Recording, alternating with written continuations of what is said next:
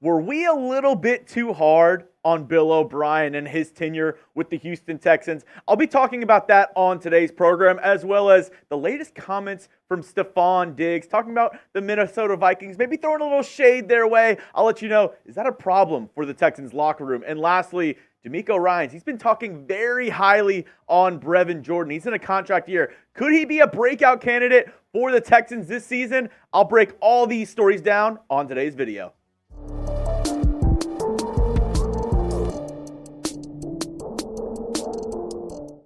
Welcome into Texans Today, everybody. I'm your host, Jeremy Chuggs, and we have a jam-packed show on tap for you today. And I want to get it started off with a question that I have for you folks at home, because this is a very polarizing question among a lot of Texans fans out there. So I just want to lay it out there, ask you off the jump. How would you grade Bill O'Brien's tenure as the Texans head coach? Give me an A, B, C, D, or F. F, you thought he was the worst coach of all time in Texans history. A, you think he's the best in Texans franchise history. Let me know what you think down in the comment section. If I'm being fair, I think I want to give it maybe a B minus, but I want to hear what you have to say, and let me know why you think that he's either an A, B, C, D, or F down below. I want to, have a little discourse, a little back and forth with you, kind of pick your brains to see how you feel about Bill O'Brien. Well, let's get right into it. Bill O'Brien, his record in Houston, whenever he started to whenever he was fired. 2014, he came on as the Texans head coach after revitalizing a Penn State program that had a lot of problems within their system. 2014 to 2016, he went 9-7. Then a down year in 2017, 4-12. 2018, 11-5. 2019, 10-6. And then 2020, he went 0-4.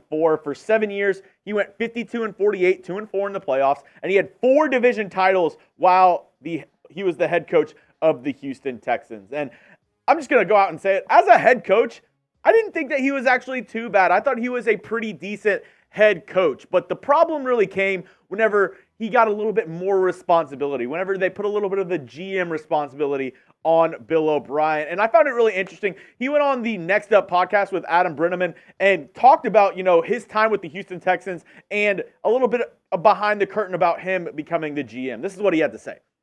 We made some decisions relative to the organization to try to fill the GM role. We went after some guys, and we couldn't get them. At the end of the day, we went a full year, I think, without a GM. Really, myself and another guy did it. Then they were like, well, we're just going to make you the GM.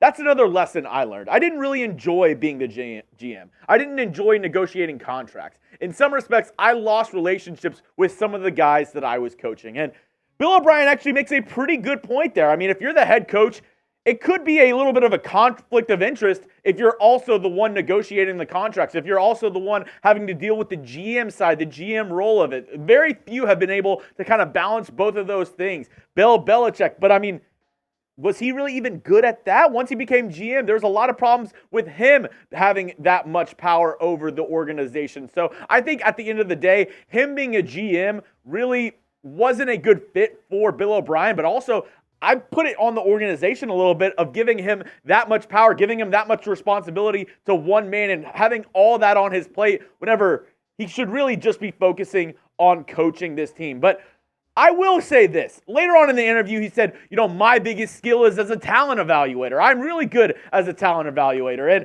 there I kind of have to pump the brakes because I also need to, throw a little shade on Bill O'Brien because he was not the best talent evaluator. He started off by signing Brock Osweiler to a massive deal, 4 years, $72 million deal. Not really good at evaluating that kind of talent, right? Because Brock Osweiler was a major bust for the Houston Texans. He also went on and signed Aaron Colvin to a 4-year, $34 million deal. And I know a lot of you might be like, who is Aaron Colvin? Exactly. They signed him to a 4-year, $34 million deal, a slot corner that really only played one season for the Texans and then was a healthy scratch in the 2018 playoffs, was not good for the team.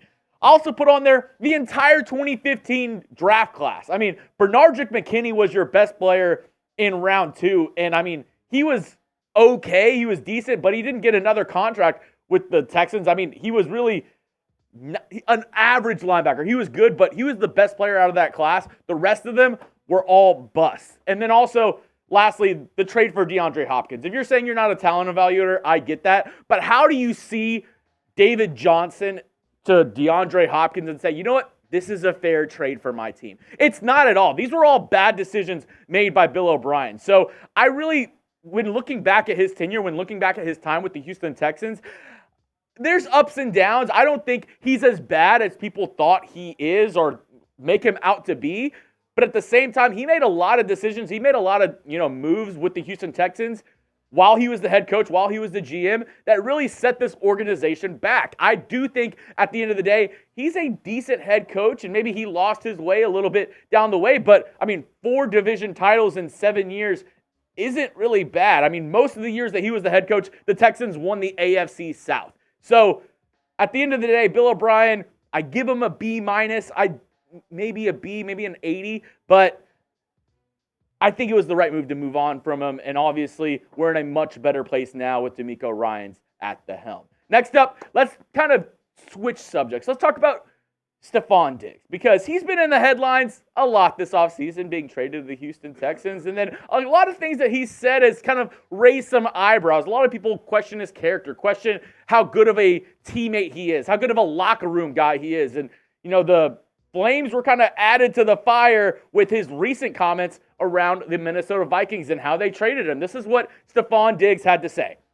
I don't know if they sent me to Buffalo with the most kindest, with the most great intent, but all's well that ends well. When I got to Buffalo, Josh Allen is still my guy. He embraced me and spent a lot of time, and I probably wouldn't be here if it wasn't for him. So I want to ask you this question. Are you worried about Diggs' attitude in the locker room and how he fits with this locker room? Because a lot of people are questioning him. I saw this story on Twitter yesterday, and the comments, the replies were flooded with, oh my God, he's not even going to last the year in Houston. He's going to blow up the team. Everybody's going to freak out. He's going to be a locker room cancer to this squad. Well, I'm here to tell you this. That is a bunch of baloney. No, I am not worried about Stefon Diggs' attitude in this locker room. Everyone is blowing this out of proportion because there's nothing else to talk about right now, because it's the dog days of the NFL calendar year. There's no problem with Diggs in Houston. And if you've heard anything around what DeMeco Ryans, what CJ Stroud, and the rest of his teammates are saying about Stefon Diggs, they all absolutely love the guy. This is what DeMeco Ryans had to say on Stefon Diggs. What I've seen is just a guy who I thought we would get. A guy who has made plays every time we have thrown in the ball. He has come down with it, sure-handed, really good teammate, great energy around the building, in the locker room, and with the guys. So, straight from the horse's mouth right there, if you don't believe DeMeco Ryans and what he's saying, then maybe you think Stefon Diggs is a problem in Houston. But I believe in our coach. I believe in DeMeco Ryans and what he's building with this team. And if he said Stefon Diggs is good, if he gives the stamp of approval, I believe in it. Stefon Diggs, maybe he's, a little outspoken, a little bit different. But that doesn't mean he's a bad teammate. Just because he cares, just because he's really emotional on the sideline sometimes, that doesn't mean he's a locker room cancer per se. Yes, he might get frustrated at times, and hell, I get frustrated at work. I got frustrated with my boss earlier. He was telling me I was talking too much.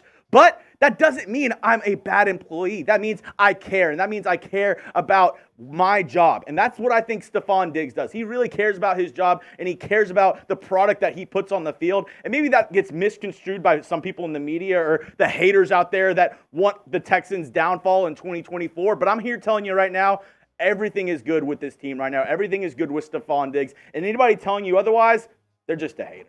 Now, coming up in just a moment, I'm going to talk about Brevin Jordan, because DeMeco Ryans also had some very interesting things to say about the tight end in a contract year, and could he possibly ball out for this team in 2024. But if you haven't gotten your father a Father's Day present, no problem. I have the deals for you. If you go to chatsports.com/TexansDad, all these options are available right now, plus more to get your dad on Father's Day. If your dad is a huge Houston Texans fan, why not get him any one of these options? There's a couple signs, this Texans jersey that says Dad, all available right now when you go to chatsports.com/TexansDad. That link is going to be in the comment section and description of today's video. Do some window shopping. Go check it out, but do not wait too long, because it'll creep up on you, and then you won't have any time to order all these awesome gifts. Go get them today at chatsports.com/TexansDad. Could Brevin Jordan have a breakout in 2024? He's in a contract year. going to be a free agent next offseason. The Texans, they re-signed Dalton Schultz and drafted Cade Stover in round 4. Two guys at the tight end position that are going to be fighting for snaps with Brevin Jordan. So will he make an impact this year? I named Brevin Jordan as a surprise cut candidate, as a surprise trade candidate earlier in this offseason, just because the Texans went ahead and added some people to the tight end room already. But what he's showing at, minicamp, at OTA so far has really impressed one DeMeco Ryans. This is what he had to say. Brevin, I joke with the guys. I show plays from practice, from the previous practice in our team meetings. I say, I have my daily Brevin clip. I show a clip of Brevin every day. He has a highlight of just Brevin's playing so fast, so decisive, and he's making some really great catches, tough catches. He's done a great job for himself over this offseason as well. Man, he's improved. I see him, he's confident, and he believes that he's a dude and he can be for us, and he is.